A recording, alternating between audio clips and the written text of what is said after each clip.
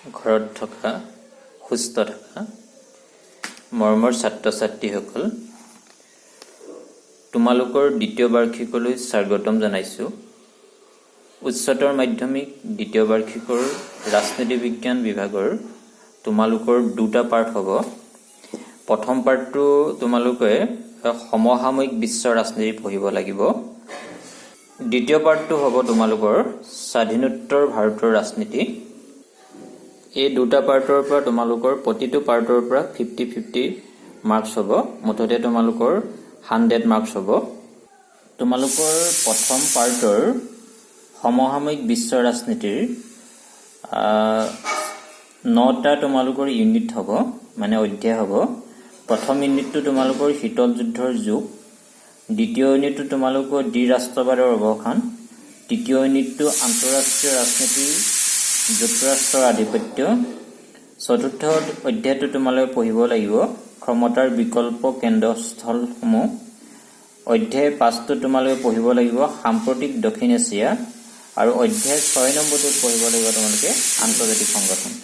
অধ্যায় 7টো ঠিক তেনেদৰে সাম্প্ৰতিক বিশ্বত নিৰাপত্তা, 8 নম্বৰ অধ্যায়টো তোমালোকে পাৰিপাৰ্শ্বিকতা আৰু প্ৰাকৃতিক সম্পদ, আৰু 9 নম্বৰটোত পঢ়িব লাগিব তোমালোকে বিশ্বায়ন। তোমালোকে দ্বিতীয় পাৰ্টটোৰ স্বাধীনোত্তৰ ভাৰতৰ ৰাজনীতিৰ পাঠটো তোমালোকে ঠিক 10টা ইউনিট পঢ়িব লাগিব।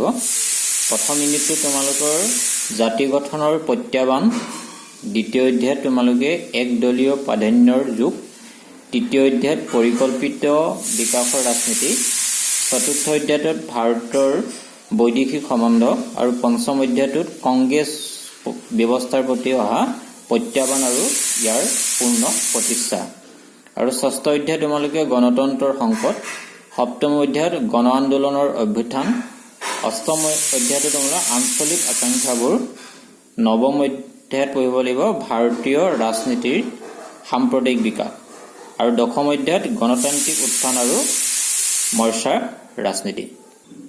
মৰমৰ ছাত্ৰ ছাত্ৰীসকল, তোমালোকে এই দুইখন কিতাপৰ প্ৰায় 19টা চেপ্টাৰ তোমালোকে অধ্যয়ন কৰিব লাগিব। মৰমৰ ছাত্ৰ ছাত্ৰীসকল, তোমালোকৰ প্ৰথম পাৰ্টটোৰ প্ৰথমতে অধ্যায়টোৰ নাম হৈছে শীতল যুদ্ধৰ যুগ। এই পাঠটো আজি তোমালোকক মই আলোচনা কৰিব বিচাৰিছোঁ। মই তোমালোকৰ সুবিধাৰ্থে মই নোটবুকত অলপ মূল কথাখিনি লিখি লৈছোঁ, তোমালোকক বুজাবৰ কাৰণে সুবিধা হোৱাকৈ, আৰু তোমালোকৰ নোট লিখাত এটা সহায় হ'ব।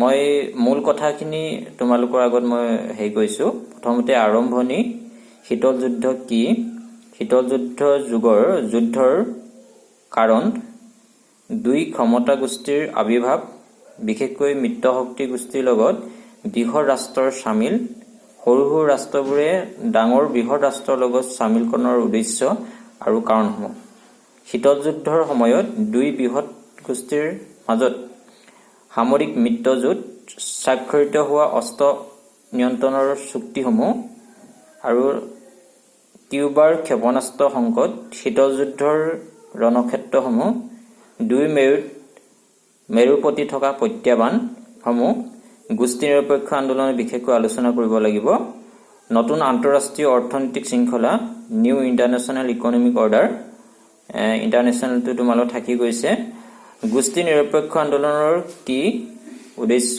ভূমিকা, গুৰুত্ব, প্ৰতিষ্ঠাপকসকলৰ নাম, শীতল যুদ্ধৰ সময়ত ভাৰতৰ ভূমিকা, গোষ্ঠী নিৰপেক্ষ আন্দোলনৰ সফলতা আৰু প্ৰাসংগিকতা, আৰু এটা সামৰণি থাকিব। মই আৰম্ভ কৰিব লৈছোঁ তোমালোকৰ প্ৰথম পাঠটো। মই এনেকৈ আৰম্ভণিটোত লিখি দিছোঁ। তোমালোকে জানা যে প্ৰথমতে মহাসমৰ 1914 চনত হৈছিল, আৰু 1914 চনৰ পাছত 1920 চনত জাতিসংঘৰ প্ৰতিষ্ঠা হৈছিল। আৰু জাতিসংঘ কি কাৰণে প্ৰতিষ্ঠা হৈছিল তোমালোকে জানা যে বিশ্বৰ শান্তি আৰু নিৰাপত্তাৰ বাবে জাতিসংঘ প্ৰতিষ্ঠা হৈছিল। আৰু জাতিসংঘৰ বিফলতাৰ ফলস্বৰূপে দ্বিতীয় মহাযুদ্ধৰ আৰম্ভ হৈছিল। এতিয়া আন্তৰ্জাতিক ৰাজনীতি বা বিশ্বৰ ৰাজনীতিৰ মূল কেন্দ্ৰবিন্দুৱে হৈছিল ক্ষমতা, আৰু এই ক্ষমতাক লৈ প্ৰথম আৰু দ্বিতীয়তে মহাযুদ্ধ আৰম্ভ হৈছিল। তোমালোকে নিশ্চয় জানা 1939 চনত দ্বিতীয় বিশ্বযুদ্ধ আৰম্ভ হৈছিল। প্ৰথম মহাযুদ্ধৰ যেতিয়া অন্ত পৰিছিল তেতিয়া তোমালোকে জানা জাতিসংঘৰ মই আগতে কৈছো যে 1920 চনত জাতিসংঘ প্ৰতিষ্ঠা হৈছিল আৰু বিশেষকৈ বিশ্ব শান্তি আৰু নিৰাপত্তাৰ কাৰণে এতে প্ৰতিষ্ঠা হৈছিল আৰু যেতিয়া জাতিসংঘৰ বিফল হৈছিল আৰু তেতিয়াই দ্বিতীয় বিশ্বযুদ্ধৰ আৰম্ভ হৈছিল আৰু সেই সময়ত 1939 মানে 1939 চনৰ পৰা 1945 চনত বিশ্বত দুই মেৰুত বিভক্ত হৈছিল না দুই শিবিৰত বিভক্ত হৈছিল দুই শক্তি গোষ্ঠীত বিভক্ত হৈছিল আৰু তোমালোকৰ পেজ নম্বৰ 4 আছে তোমালোকৰ এনচিআৰটি কিতাপত চক্ৰ শক্তি আৰু এক্সিস পাৱাৰ এই বিশ্বৰ ৰাজনীতিত যেতিয়া দ্বিতীয় বিশ্বযুদ্ধ হৈছিল দ্বিতীয় বিশ্বযুদ্ধৰ আগত বিশ্বৰ ৰাজনীতিত দুটা শক্তিয়ে দাঙি ধৰিছিল এটা হৈছে চক্ৰ শক্তি আৰু আনটো হৈছে মিত্ৰ শক্তি আৰু চক্ৰ শক্তি বা এক্সিস পাৱাৰটো জাৰ্মানী ইটালী আৰু জাপানক লৈ গঠিত হৈছিল আৰু মিত্ৰ শক্তিটো মাৰ্কিন যুক্তৰাষ্ট্ৰ সোভিয়েট ইউনিয়ন ব্ৰিটেইন ফ্ৰান্সক লৈ হৈছিল দ্বিতীয় মহাযুদ্ধৰ সময়ত মিত্ৰ শক্তি মাৰ্কিন যুক্তৰাষ্ট্ৰৰ জাপানত 1945 চনত হিৰোশ্বিমা আৰু নাগাসাকিত লিটিল বয় আৰু ফেট বয় 15 আৰু 21 কিলোটন ক্ষমতাসম্পন্ন এটম বোমাৰে কি কৰিছিলে এই দুইখন চহৰক ধ্বংস কৰি পেলাইছিল আৰু ফলস্বৰূপে কি হৈছে এই আণৱিক বোমাৰ যি ধ্বংসলীলা সেই ধ্বংসলীলাৰ ফলস্বৰূপে দ্বিতীয় মহাযুদ্ধতে সামৰণি পৰিছিল আৰু দ্বিতীয় মহাযুদ্ধৰ পিছত বিশ্বৰ ৰাজনীতিত এক আমূল পৰিৱৰ্তন হৈছিল আৰু সেই পৰিৱৰ্তন হৈছে যে বিশ্বখনক দুটা খণ্ডত বিভক্ত হৈছিল বা দুটা গোষ্ঠীত বিভক্ত হৈছিল এটা হৈছে আমেৰিকা যুক্তৰাষ্ট্ৰৰ নেতৃত্বত আৰু আনটো পক্ষত কি আছিল সোভিয়েট ইউনিয়ন আৰু আমেৰিকা নেতৃত্বত বিশেষকৈ পুঁজিবাদী দেশসমূহে কি কৰিছিল সংযুক্ত হৈ আছিল আৰু আনফালে সোভিয়েট ইউনিয়নৰ নেতৃত্বত সমাজবাদী আদৰ্শৰ দ্বাৰা অনুপ্ৰাণিত দেশসমূহে সংলগ্ন হৈ আছিল বা তেওঁলোকে আবদ্ধ হৈ আছিল আৰু যিসকল সমাজবাদী আদৰ্শৰ দ্বাৰা অনুপ্ৰাণিত যিবিলাক দেশ সেই দেশবিলাকক কি বুলি কোৱা হয় দ্বিতীয় বিশ্ব দেশ বুলি জনা গৈছিল তোমালোকে জানা যে 1945 চনৰ পিছৰ পৰাই বিশ্বতে শীতল যুদ্ধৰ আৰম্ভ হৈছিল এতিয়া তোমালোকৰ মনলৈ আহিব যে শীতল যুদ্ধ মানেনো কি বা শীতল যুদ্ধ কি এতিয়া সহজ অৰ্থত বা এক কথাত ক'বলৈ গ'লে শীতল যুদ্ধ হৈছে দুখন শত্ৰু ভাৱাপন্ন ৰাষ্ট্ৰৰ মাজত অৰ্থনৈতিক আৰু ভাৱাদৰ্শৰ মাজত হোৱা সংঘাত এতিয়া তোমালোকে জানা যে দুখনতে শত্ৰু ভাৱাপন্ন ৰাষ্ট্ৰ তেওঁলোকৰ মাজত কি হ'ব অৰ্থনৈতিক বা ভাৱাদৰ্শৰ মাজত কি হৈছে সংঘাতৰ পৰিণতি স্বৰূপে কি যুদ্ধ আৰম্ভ হয় বুলি কৈছে শীতল যুদ্ধ আৰম্ভ হয় এই যুদ্ধই কি হৈছে এই যুদ্ধ মানে শীতল যুদ্ধই কি সাধাৰণ যুদ্ধৰ নিচিনা নহয় এতিয়া তোমালোকে জানা যে দ্বিতীয় মহাযুদ্ধৰ পিছত বিশ্বৰ ৰাজনীতিত আমেৰিকা আৰু সোভিয়েট ইউনিয়নৰ দুটা শক্তি গোষ্ঠী উৎপন্ন হৈছিল আৰু এই দুটা গোষ্ঠীৰ মাজত কূটনৈতিক অৰ্থনৈতিক ৰাজনৈতিক সামৰিক আৰু ভাৱাদৰ্শৰ এক সংঘৰ্ষ হৈছিল আৰু এই সংঘৰ্ষৰ বা এই সমস্যা শীতল যুদ্ধৰ ইৰা বা শীতল যুদ্ধৰ যুগ বুলি কোৱা হয় এই শীতল যুদ্ধৰ যিটো ধাৰণা সেই ধাৰণাটো বাৰ্নাৰ্ড বাৰুচ নামৰ এজন চিন্তাবিদে উদ্ভাৱন কৰিছিল এতিয়া তোমালোকক মই আলোচনা কৰিম শীতল যুদ্ধৰ কাৰণসমূহ মই তোমালোকক চমুকৈ আলোচনা কৰিম প্ৰথম মই কিছুমান পইণ্ট তোমালোকক মই দেখুৱাইছো মোৰ নোটবুকৰ লিখি প্ৰথমটো মই লিখিছো যে শান্তি চুক্তিৰ ক্ষেত্ৰত মতপাৰ্থক্য তোমালোকে জানা যে যেতিয়া দ্বিতীয় মহাযুদ্ধৰ অন্ত পৰিছিল অৱসান হৈছিল তেতিয়া এই দুই বৃহৎ গোষ্ঠীয়ে বিভিন্ন ৰাষ্ট্ৰৰ লগত কি হৈছিল শান্তিৰ চুক্তি স্বাক্ষৰিত কৰিছিল আৰু এই শান্তি চুক্তিৰ ক্ষেত্ৰত দুই দেশৰ মাজত মানে সোভিয়েট ইউনিয়ন আৰু আমেৰিকা যুক্তৰাষ্ট্ৰৰ মাজত কি হৈছিল সংঘাতৰ সূত্ৰপাত হৈছিল আৰু ফলস্বৰূপে শীতল যুদ্ধ আৰম্ভ হৈছিল। আৰু 2 নম্বৰ পইণ্টটো মই লিখিছোঁ যে ভাৱাদৰ্শৰ পাৰ্থক্য। তোমালোকে জানা যে আমেৰিকা যুক্তৰাষ্ট্ৰৰ পুঁজিবাদী দেশ আৰু ছোভিয়েট ইউনিয়ন হৈছে সমাজবাদী দেশ। আৰু এই ভাৱাদৰ্শৰ পাৰ্থক্যই শীতল যুদ্ধ আৰম্ভ কৰাত সহায়ক হৈছিল। তাৰপিছত নেক্সটটো তোমালোকক মই লিখিছোঁ এটম বোমাৰ গোপনীয়তা। এটম বোমাৰ গোপনীয়তা। তোমালোকে জানা যে হিৰোশ্বিমা আৰু নাগাচাকিত আমেৰিকা যুক্তৰাষ্ট্ৰই কি কৰিছিলে? বোমা নিক্ষেপ কৰিছিল। আৰু এই বোমা দুটাই কি হৈছে? হিৰোশ্বিমা আৰু নাগাচাকিত হৈছে এখন ধ্বংসযজ্ঞৰ পৰিণত কৰাইছিল। আৰু এই কথাটো মিত্ৰ শক্তি ফ্ৰান্স, গ্ৰেট ব্ৰিটেইন, ছোভিয়েট ইউনিয়নক কি কৰা নাছিলে? জনোৱা নাছিল। আৰু ফলস্বৰূপে কি হৈছে? এই আমেৰিকা আৰু ছোভিয়েট ইউনিয়নৰ মাজতে সংঘাতৰ সূত্ৰপাত হৈছিল আৰু ফলস্বৰূপে শীতল যুদ্ধ আৰম্ভ হৈছিল। তাৰপিছতে মই লিখিছোঁ যে চোৱাংচোৱাগিৰিৰ কাৰ্য, যে ইখন দেশে সিখন দেশৰ, মই কৈছোঁ আগতে উল্লেখ কৰিছোঁ যে ক্ষমতাক কেন্দ্ৰিক লৈ ৰাষ্ট্ৰবিলাকৰ মাজত কি হৈছে? সংঘাতৰ সূত্ৰপাত হয়। এতিয়া নিজক প্ৰতিষ্ঠা কৰিবৰ বাবে দুইখন দেশে চোৰাংচোৱাগিৰি কাৰ্য কৰিছিল আৰু ফলস্বৰূপে শীতল যুদ্ধৰ আৰম্ভণি হৈছিল। তাৰপিছতে মই তোমালোকক লিখিছোঁ নেতাসকলৰ দৃষ্টিভংগী। সেই সময়ত দুইখন দেশৰ ৰাষ্ট্ৰৰ নেতাসকলে বিভিন্ন ধৰণৰ বক্তব্য আগবঢ়াইছিল আৰু এই বক্তব্যই দুইখন দেশক উত্তেজনা কৰাত সহায় কৰিছিল। আৰু তাৰপিছত লিখিছোঁ মই আমেৰিকাত কমিউনিষ্ট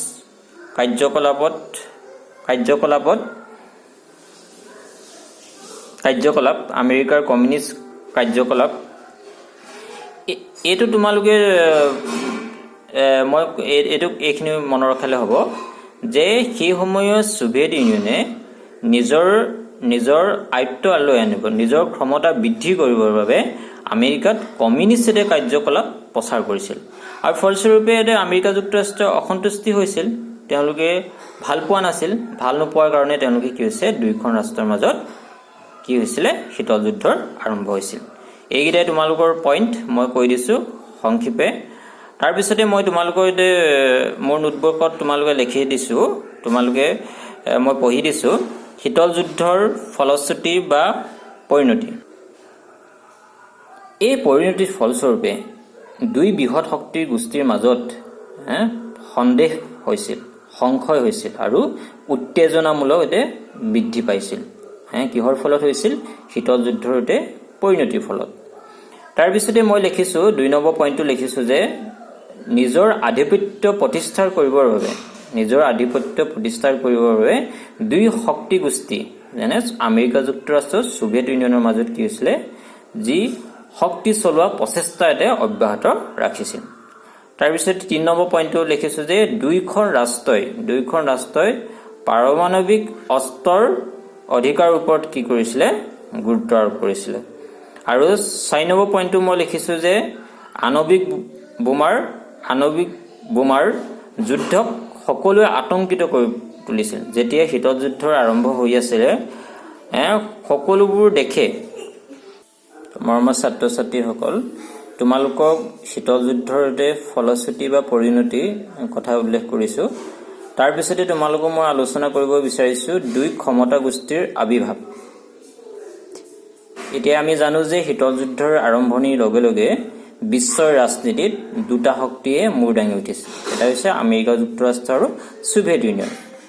আৰু এই দুটা গোষ্ঠীয়ে নিজৰ আধিপত্য বিস্তাৰ কৰিবলৈ বদ্ধপৰিকৰ আছিল। দুই গোষ্ঠীয়ে যাতে ইটোৱে সিটোৰ ক্ষমতা সীমিত কৰাৰ ওপৰত গুৰুত্ব আৰোপ কৰিছিল। এতিয়া তোমালোকৰ মিত্ৰ গোষ্ঠীৰ সৰু সৰু ৰাষ্ট্ৰবোৰে নিজৰ উদ্দেশ্য পূৰণৰ বাবে বৃহৎ শক্তি গোষ্ঠীৰ লগত চামিল হোৱাৰ কাৰণসমূহ আলোচনা কৰিম। তোমালোকে জানা যে মিত্ৰ শক্তিৰ কিছু সৰু সৰু যিবিলাক ৰাষ্ট্ৰই এই দুই বৃহৎ শক্তিৰ লগতে যোগদান কৰিছিল, তেওঁলোকৰ কিছুমান উদ্দেশ্য আছিল আৰু কাৰণ আছিল, যাৰ ফলত তেওঁলোকে এই দুই গোষ্ঠীৰ লগত কি কৰিছিলে? সংযুক্ত হৈছিল। এতিয়া প্ৰথম কাৰণটো মই তোমালোকক উল্লেখ কৰিছোঁ যে আৰ্থিক সাহায্যৰ পাবৰ বাবে এই দুই বৃহৎ গোষ্ঠীৰ পৰা সৰু সৰু ৰাষ্ট্ৰবিলাকে আৰ্থিক সাহায্য পাবৰ বাবে তেওঁলোকে বৃহৎ ৰাষ্ট্ৰ দুটাৰ লগত যোগদান কৰিছিল। আৰু ২ নম্বৰতে অস্ত্ৰ-শস্ত্ৰ মজুতকৰণৰ ওপৰত গুৰুত্ব আৰোপ কৰা। যেতিয়া তেওঁলোকে ভাবিছিল, সৰু সৰু ৰাষ্ট্ৰবিলাকে ভাবিছিল যে ডাঙৰ যদি বৃহৎ ৰাষ্ট্ৰৰ লগত যদি যোগদান কৰা হয় তেতিয়া তেওঁলোকে অস্ত্ৰ-শস্ত্ৰ কি কৰিব পাৰিব, মজুতকৰণৰ কৰিব পাৰিব। আৰু সেই উদ্দেশ্যে তেওঁলোকে বৃহৎ ৰাষ্ট্ৰবিলাকৰ লগত কি কৰিছিলে, বৃহৎ শক্তি গোষ্ঠীৰ লগত কি কৰিছিলে, যোগদান কৰিছিল। ৩ নম্বৰতে তোমালোকক উল্লেখ কৰিছো যে সুৰক্ষাৰ প্ৰতিষ্ঠাৰ বাবে তেওঁলোকে সৰু সৰু ৰাষ্ট্ৰবিলাকে ভাবিছিল যদি আমি বৃহৎ ৰাষ্ট্ৰসমূহৰ লগত যদি থাকো তেতিয়া আমাৰ সুৰক্ষা সুনিশ্চিত হৈ থাকিব। আৰু সেই অনুসৰি তেওঁলোকে বৃহৎ ৰাষ্ট্ৰৰ লগত কি কৰিছিলে, যোগদান কৰিছিল। আৰু ৪ নম্বৰ পইণ্টটো মই লিখিছো যে প্ৰতিবেশী দেশৰ লগত প্ৰতিযোগিতা চলাবৰ বাবে যে প্ৰতিবেশীৰ লগত তেওঁলোকে কি হৈছে, প্ৰতিযোগিতা চলাবৰ বাবে বৃহৎ ৰাষ্ট্ৰবিলাকৰ লগত কি কৰিছিলে, সম্পৰ্ক স্থাপন কৰিছিলে বা যোগদান কৰিছিল। এতিয়া মৰমৰ ছাত্ৰ ছাত্ৰীসকল, তোমালোকক মই যে মিত্ৰ গোষ্ঠীৰ যি সৰু সৰু ৰাষ্ট্ৰবোৰে ডাঙৰ দুই বৃহৎ গোষ্ঠীৰ লগত কি কাৰণত তেওঁলোকে যোগদান কৰিছিল এই সম্পৰ্কে আলোচনা কৰিলো। এতিয়া মই তোমালোকক আলোচনা কৰিম যে বৃহৎ শক্তিয়ে সৰু সৰু ৰাষ্ট্ৰবিলাকৰ লগত বা মিত্ৰতাৰ প্ৰয়োজন বা ইয়াৰ উপযোগী কাৰণসমূহৰ বিষয়ে আমি আলোচনা কৰিবলৈ চেষ্টা কৰিম। এতিয়া তোমালোকে চোৱা যে যি দুই বৃহৎ শক্তি আছিল, আমেৰিকা যুক্তৰাষ্ট্ৰ, ছোভিয়েট ইউনিয়ন, বা এই দেশ দুখনে সৰু সৰু ৰাষ্ট্ৰবিলাকৰ লগত মিত্ৰতানো কি কাৰণত তেওঁলোকৰ প্ৰয়োজন আছিল, বা তেওঁলোকৰ কিবিলাক দিশে সহায় কৰিছিল বা উপযোগী কৰি তুলিছিল, এই কাৰণসমূহ আমি আলোচনা কৰিম। এতিয়া প্ৰথমতে মই তোমালোকক লিখি দিছো যে প্ৰমুখ বা মূল সম্পদসমূহ যেনে প্ৰাকৃতিক তেল আৰু খনি। বৃহৎ শক্তি গোষ্ঠীয়ে ভাবিছিল যদি সৰু সৰু ৰাষ্ট্ৰসমূহৰ লগত যিবিলাক সৰু সৰু ৰাষ্ট্ৰৰ প্ৰাকৃতিক তেল আৰু খনিৰ সম্পদৰ চহকী, সেই দেশবিলাকৰ লগত তেওঁলোকে কি কৰিছিলে, মিত্ৰতা স্থাপন কৰিব বিচাৰিছিল। আৰু ২ নম্বৰটো হৈছে ভূক্ষেত্ৰ বা ভূখণ্ডত মই লিখি দিছো তোমালোকক, য'ৰ পৰা বৃহৎ শক্তিয়ে নিজৰ অস্ত্ৰ-শস্ত্ৰ আৰু সেনা সঞ্চালন কৰিব পাৰে